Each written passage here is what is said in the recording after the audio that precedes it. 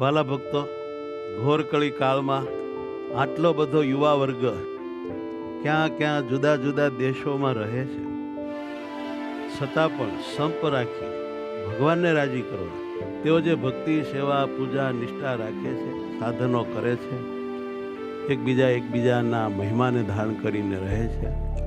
મનધાર્યું જ્યારે કરતા નથી, મનને મારીને મોટાની મરજીમાં ભળીને સાધના કરે છે, ત્યારે આપણે એટલું તો માનવું જ રહ્યું કે આ એનો છેલ્લો જન્મ છે.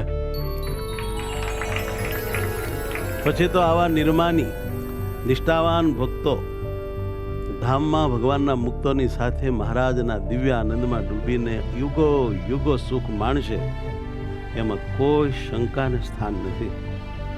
માટે આપણે પણ ખૂબ ભાવથી આવા માહોલમાં રહીને પ્રાણ પ્યારા શ્રી હરિજી મહારાજને રાજી કરવા, કેમ જે પ્રભુને રાજી કર્યા વિના કોઈ કામ વાલા સિદ્ધ થતું નથી.